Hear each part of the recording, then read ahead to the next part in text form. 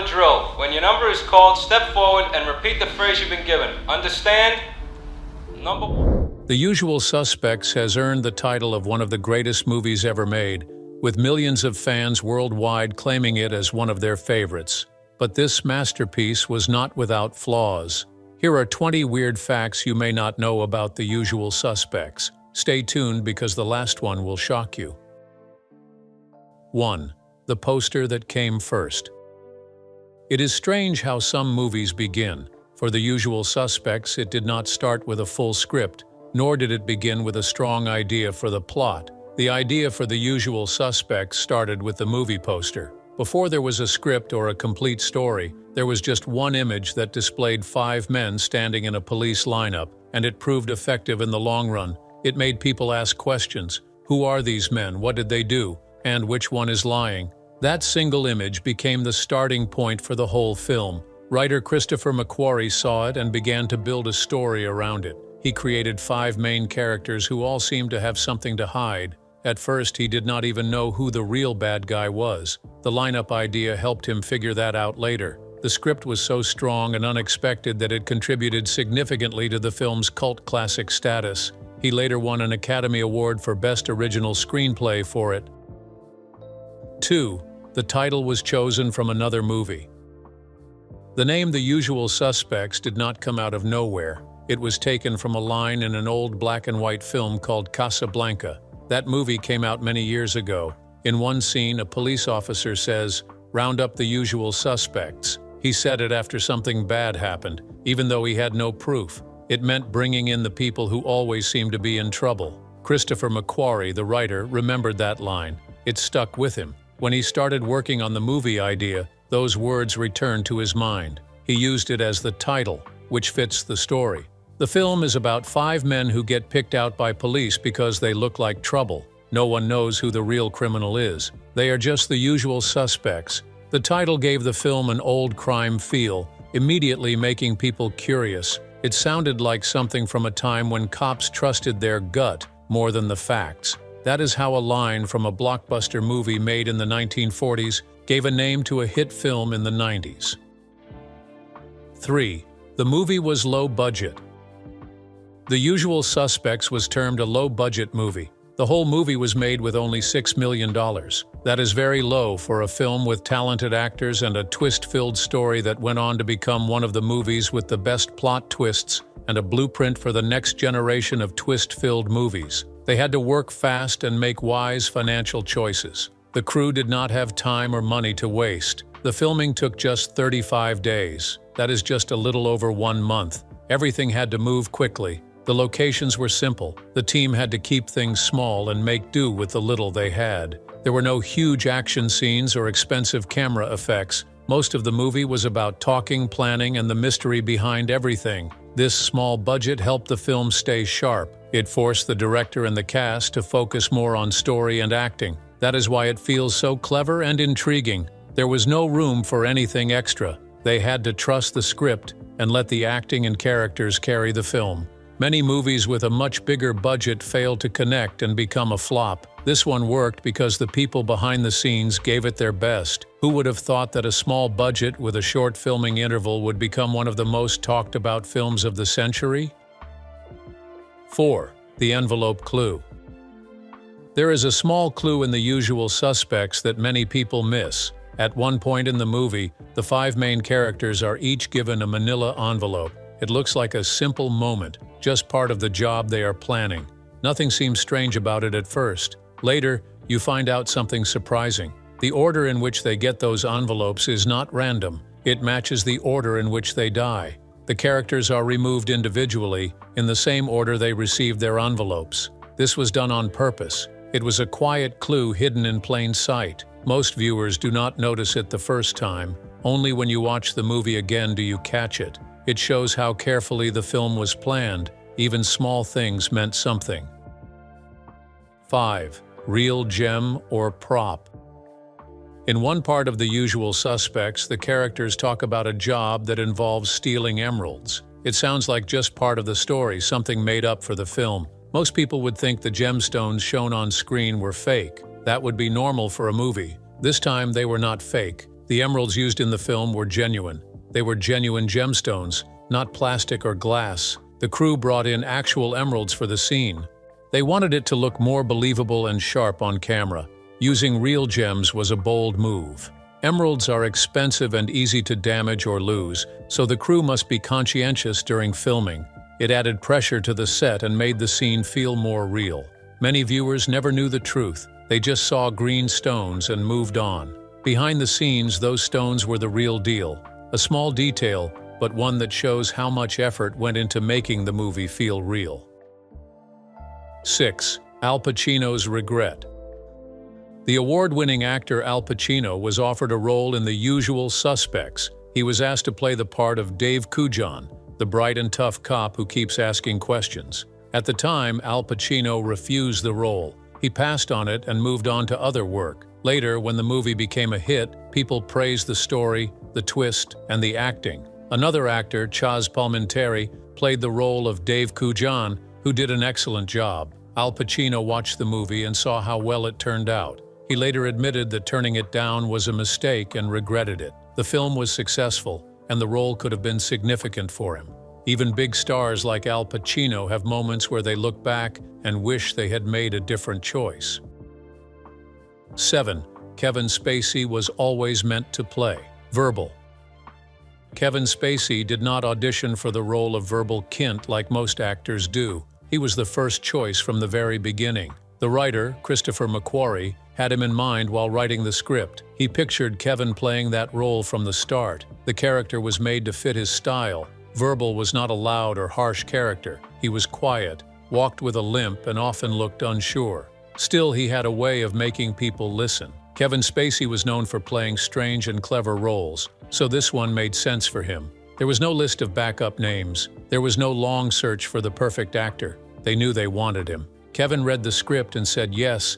He liked the story and the twist at the end. He agreed to play Verbal before the movie even got full funding. That helped the team move forward. Having him attached to the film gave it more weight. When the movie came out, his performance stood out. People talked about how calm and careful he was. He won an Academy Award for that role. It became one of the most famous parts of his career. From day one, it was his role. No one else was even considered.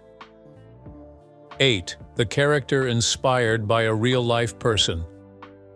The character of Kaiser Soze in The Usual Suspects was not made up from nothing. He was inspired by a real person named John List. John List seemed normal to everyone around him. He had a wife, children, and a quiet suburban life. Then one day, he killed his whole family and disappeared without a trace. For many years, no one could find him. He changed his name, started a new life, and acted like nothing happened. He was finally caught almost 18 years later. By then, he had remarried and built a new life somewhere else. The writer, Christopher McQuarrie, used this story to help shape Kaiser Soze. He wanted a character who could do something terrible and then vanish. A person so smart and careful that no one could prove he existed. John List was cold, calculated, and able to hide in plain sight, so that idea became the heart of Soze. 9. The backyard close-up shots. The Usual Suspects was not a big-budget film, so the crew had to get creative. They did not always use fancy sets or rented spaces. To save money and time, they sometimes filmed in places that were easy to reach. One of those places was the director's backyard. Bryan Singer, who directed the movie, allowed the crew to shoot some scenes at his home. Around 30 close-up shots were filmed in his backyard. These were not full scenes. They were just quick moments where you only saw part of a character's face, hands, or an object. Since the background did not matter, they did not need to use a complete set. Most viewers would never guess this while watching the film. The scenes were edited in a way that made them fit perfectly with the rest of the movie. You could not tell they were filmed in a backyard. It looked like everything happened in one place. This was one of the ways the team kept things simple and affordable. They used what they had. Even with a small budget, they found ways to make it work. Filming in a backyard may sound strange, but it helped the movie stay on track and budget. It was a clever move that paid off. 10. Gabriel Byrne's hesitation. Gabriel Byrne played Dean Keaton in The Usual Suspects, but he almost did not take the role. When he first read the script, he had doubts. The story was complex and filled with twists, and he was unsure if it would work. The timeline jumped around, and the characters were all hiding something. He felt it might confuse the audience. There was also a problem with the filming schedule. Gabriel had other plans, and the original shoot dates did not fit, making him even more unsure. He told the team that he might have to pass on the role. The director, Bryan Singer, did not want to lose him. He believed Gabriel was the right choice for Keaton. So, the team changed the schedule to make it work for him. Once the dates were fixed, Gabriel finally agreed to join the cast. His role ended up being one of the most important in the film. He played a former cop trying to stay clean, caught up in a crime he could not control. Many viewers believed he was the main character until the twist at the end. If the schedule had not changed, Gabriel Byrne might have walked away. That minor fix helped shape the whole film. 11. Fenster was meant to be older. The character of Fenster in The Usual Suspects was not written for someone like Benicio del Toro. In the early version of the script, Fenster was supposed to be much older. The plan was to cast a veteran actor, someone with a lot of years behind him. The team imagined a Harry Dean Stanton type, someone rough around the edges, quiet, serious, and tired from a life of crime. That was the direction they were going in. Fenster was meant to be the oldest member of the group. He was supposed to bring calm, wisdom, and silence. A man who had done too much, seen too much, and no longer had anything to prove. Then Benicio del Toro showed up. He was young, strange, and different from what they had in mind. He gave the character a weird voice that no one could understand. At first, the director did not know what to think of it. It made no sense. Still, Benicio kept doing it, and it stuck. The old version of Fenster was gone. Now he was the strange one. Not the oldest, not the quietest, but the weirdest. It was not the plan, but it worked. Benicio's take on Fenster became one of the most unforgettable parts of the film. 12. Mumbles and improvised reactions. When Benicio del Toro got the role of Fenster, he chose something unexpected. He made his character speak in a mumble, almost unintelligible voice. To filmmakers, it was baffling at first. It did not follow the usual standards of clarity. Words were slurred or dropped, making it hard to understand his words. The writer and director, Christopher McQuarrie and Bryan Singer, initially did not love the idea. They thought audiences might be lost. They worried it would harm pace and meaning. Still, Benicio stood by his choice. He felt the strange voice would help make Fenster creepier and more memorable. It gave him a secretive quality. Eventually, McQuarrie warmed up to the idea. He saw how the voice made the character feel more unpredictable. It added tension, without explaining anything. The most interesting part? When the rest of the cast reacted to Fenster's voice, those reactions were unplanned. They were all improvised. The actors had to respond to a voice that no one understood. Some pretended to struggle, some looked puzzled, others leaned in closer. It was easy to stay in character. They just reacted naturally to something odd and unclear. That natural confusion made the scenes feel real. That creative choice paid off. The mumble became a defining trait. The improvised responses made it feel unscripted. These small moments helped push The Usual Suspects into a unique space. It stood out because it trusted character quirks over perfection. 13. The role. Michael Biehn turned down. Before Stephen Baldwin was cast as McManus in The Usual Suspects, the role was first offered to Michael Biehn. He was known for his roles in big films like The Terminator and Aliens. The filmmakers thought he would be a good fit for the tough, hot-headed character. Michael Biehn was interested at first. The script was strong, and the role had energy and attitude. He had played the part before, and the team wanted him in the film. Everything was lining up. Then he turned it down. The reason? He had already signed on to do another film called Jade, which starred David Caruso. That movie was being pushed hard at the time, and Biehn had to stay with his commitment. So he walked away from The Usual Suspects. Stephen Baldwin was brought in to take the role instead. The character of McManus stayed wild and angry, but now had a slightly different feel. Jade did not do well at the box office, and The Usual Suspects became a hit. Many fans wonder what the film would have been like if Michael Biehn had taken the part. It was a missed chance, but it also gave Stephen Baldwin one of the most significant roles of his career. 14. Kaiser Soze almost had a different name.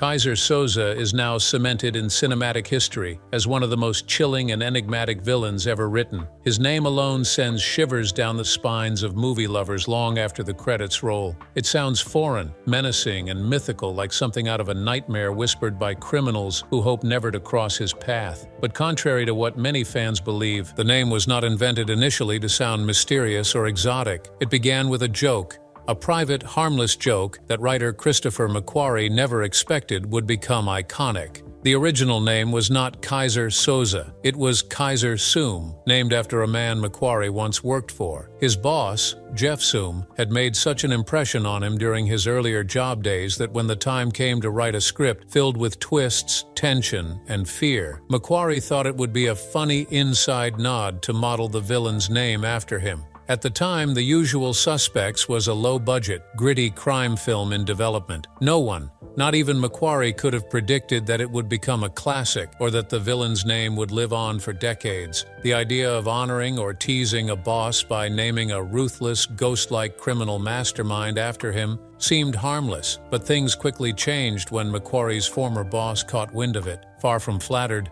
he was reportedly disturbed and upset by the idea. Who would want their name immortalized in pop culture as the alias of a violent, cold-blooded myth who supposedly murdered his own family to protect his identity? Soom contacted McQuarrie and requested the name be altered. He didn't want any part of that legacy, even by accident. McQuarrie understood and agreed to make the change. That decision led to one of the most subtle yet pivotal tweaks in the entire film. By simply replacing Soom with Soze, the character was reborn. The change did more than satisfy a personal request. It transformed the entire tone of the name. Soze didn't sound different. It felt like it belonged to someone not from this world. It waited, a darkness. It conjured up images of old folklore and hidden terror. Suddenly, this wasn't just a villain. This was a legend whispered in criminal circles, a ghost story with teeth. The switch from a real name to a fictionalized one gave the film exactly what it needed. It allowed the character to rise above a normal backstory and become a phantom that haunted the plot from start to finish. It matched the film's atmosphere of deception and mystery. Much like the twist ending where truth and lies blur, the name Kaiser Soze walked the line between something that sounded real and something far too unreal to believe. Ironically, the accidental naming of a villain, born out of a workplace joke, became one of the most memorable creative decisions in the film.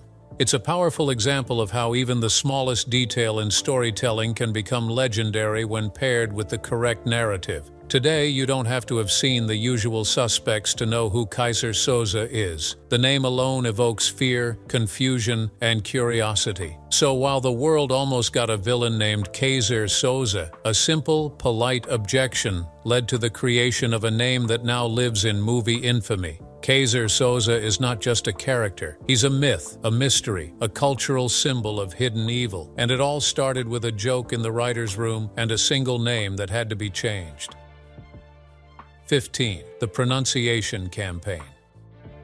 The name Kaiser Soze was not just strange, it also caused problems. When the film was finished, the executives started to worry. They thought regular moviegoers would not know how to say the name. It did not sound English and it was not based on any real word. There were no clues on how to pronounce it. That made the studio nervous. They feared people would hear the name once, forget it, or say it wrong. This was a problem because the name was a massive part of the story. It had to stick. It had to sound intense and scary. The mystery would fall apart if the audience could not say or remember it. To fix this, the marketing team devised a simple but brilliant idea. They started the Who is Kaiser Soze campaign. It was printed on posters, spoken in trailers, and used in interviews. The line showed up everywhere. People kept hearing it until it stuck. The campaign worked. People got used to it even if they did not initially understand the name. It became part of the mystery. The name that once confused the studio became one of the most famous parts of the film. All it took was saying it out loud enough times.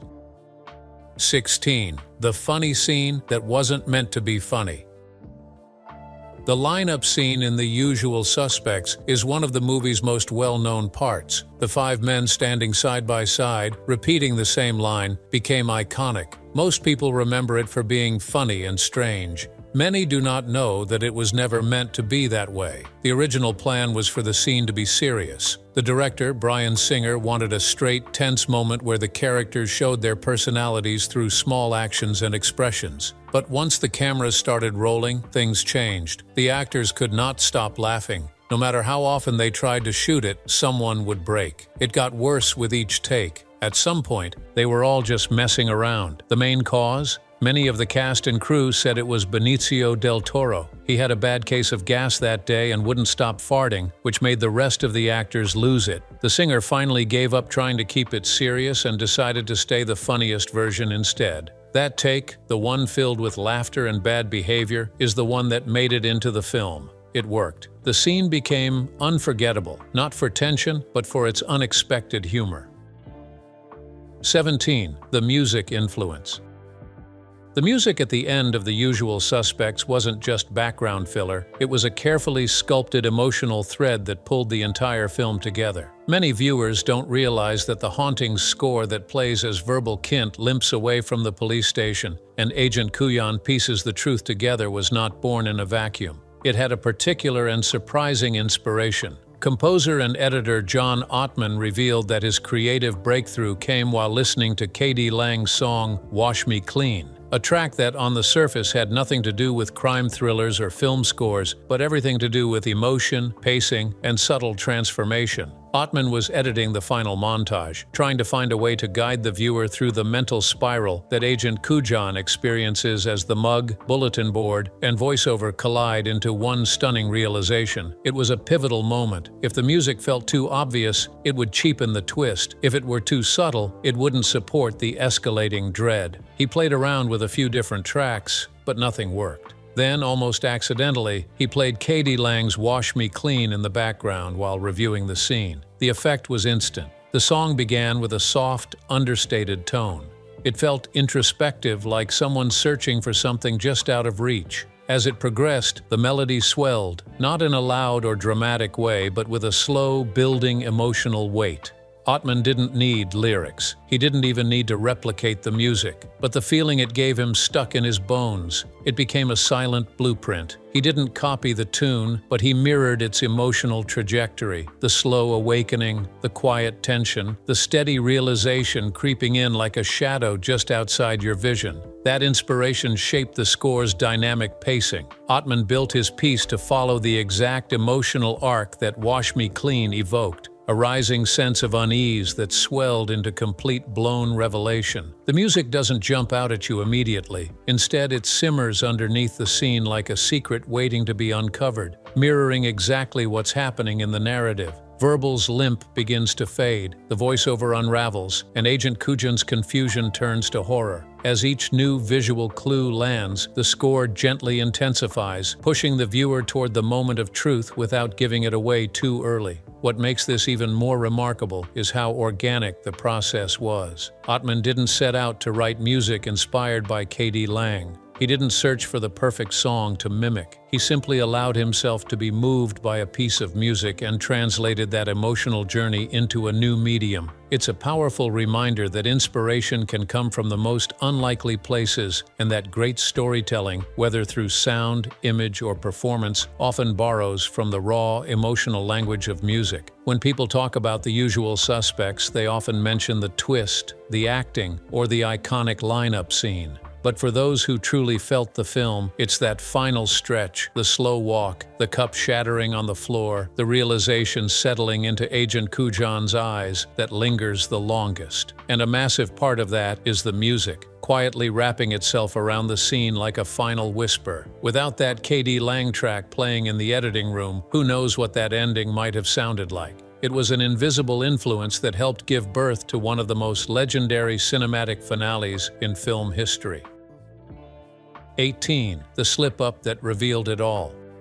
There is a moment in The Usual Suspects where Verbal Kint makes a small mistake. It happens during one of his long speeches while Agent Kujan questions him. He talks fast, jumping from one part of the story to another, trying to make it all sound real. In the middle of it, he says something that sounds like nothing at first. "I did kill Keaton." Most people watching the movie do not notice it. It goes by very quickly, and Verbal keeps talking. Agent Kujan does not catch it either. He is so focused on his theory that he lets the moment pass. That is what makes it work so well. The line is a real clue. It is one of the first times Verbal gives himself away. His words slip out. He does not say Keaton was killed or someone else killed him. He says, "I did." That is a big deal, and not just a writing mistake. The writer and director left it there on purpose. They wanted people to go back and hear it again after learning the truth. It is a quiet way to show who Verbal is. That one sentence changes everything if you are paying attention. 19. The quote that came from the movie.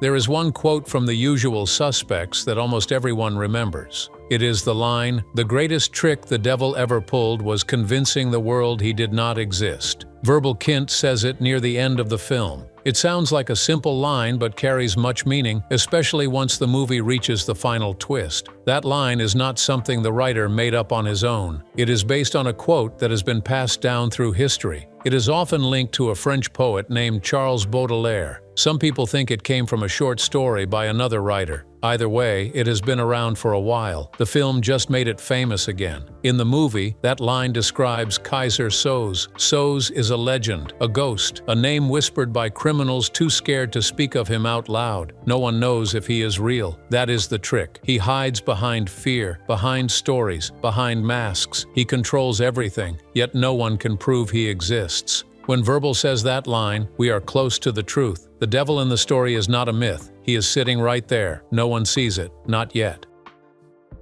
20. The cast didn't know either. During filming The Usual Suspects, director Bryan Singer went to extraordinary lengths to preserve the mystery surrounding Kaiser Soze's identity, not only for the audience but also for the actors themselves. In a move that bordered on psychological manipulation, Singer purposely misled the cast by feeding each actor a different version of the truth. The intention was simple but brilliant. By keeping the cast in the dark, he ensured their performances would be naturally layered with doubt, suspicion, and confusion. Precisely what the story needed. This technique created an atmosphere on set where every actor suspected they might be the infamous criminal mastermind. Some embraced the possibility with enthusiasm. Others felt unsettled by the ambiguity. It wasn't just acting, it was a game, and nobody knew who was winning. One of the most notable examples of this deception was Gabriel Byrne, who played the intense and volatile ex-cop Dean Keaton. Singer deliberately led Byrne to believe that he was Kaiser Soze. Byrne, known for his dedication to his craft, trusted the director and adjusted his performance accordingly. In scene after scene, Byrne carried himself with a quiet, looming menace, as if hiding something devastating. He believed that his character's arc was central to the twist, and why wouldn't he? All the signs seemed to point that way. Singer's direction reinforced it. The script, ambiguous enough, seemed to confirm it, but it was all part of the illusion. When the film finally premiered at a private cast and crew screening, Byrne was blindsided, as the final montage revealed that Kevin Spacey's character, Verbal Kint, had been Kaiser Soze all along. Byrne reportedly became visibly upset. According to several people present, he stood up, visibly shaken, and left the screening before it ended. He had been kept in the dark like everyone else, but for him it felt personal. Some say he was furious not because of the artistic choice, but because he had poured himself into a performance built on a lie. He wasn't just acting under a false assumption. He had been emotionally and creatively misled. It was a betrayal, even if it was a masterstroke. The only person who knew the truth from the beginning was Kevin Spacey. Having worked closely with singer and screenwriter Christopher McQuarrie, Spacey was in on the plan. He tailored his performance subtly, playing Verbal as a meek, harmless storyteller, never revealing the brilliant criminal underneath until the very last frame. His knowledge gave him the advantage of precise control, which paid off. The performance won him an Academy Award for Best Supporting Actor and contributed to the film's legendary twist. This secrecy, while controversial, was part of what made The Usual Suspects so unforgettable. The film was more than a crime thriller. It was a cinematic sleight of hand. Every shot, line of dialogue, and piece of misdirection was designed to mislead, to make the audience think twice. It was a masterclass in narrative manipulation. The editing was sharp, the script was cunning, and the performances were layered with tension. It was a film that dared viewers to challenge their assumptions, to doubt what they saw, and to guess every detail second. But the brilliance didn't end when the credits rolled. The end was only the beginning for many viewers. The twist forced people to re-watch the film, searching for clues they had missed. Suddenly, a dropped coffee cup, a limp, a glance, everything meant something. The film invited analysis, discussion, and argument. Fans debated whether verbal was soza or if the whole thing had yet another layer. The ambiguity became part of its legacy. It sparked fan theories and essays, classroom discussions, and cinematic tributes. What truly elevated The Usual Suspects was that it trusted its audience. It didn't over-explain or dumb down its plot. It respected the viewer's intelligence, offering them just enough to feel like detectives themselves. It was a puzzle that people wanted to solve. In doing so, it helped redefine what a twist ending could achieve. It wasn't just a shock, but an invitation to reimagine the entire story. The film's lasting impact proves that storytelling doesn't require a massive budget to be groundbreaking. With a modest financial backing but immense creative ambition, The Usual Suspects delivered a cinematic experience that has remained iconic for decades. It reminded Hollywood and audiences alike that sometimes the most incredible power lies not in what is shown, but in what is withheld, and that the most memorable villain might just be the one you never see coming. Which of these facts shocked you the most? Share your thoughts with us in the comments section. Don't forget to like, follow, and subscribe for more content like this. Before you go, watch the other videos that appear on your scene. Thanks for watching.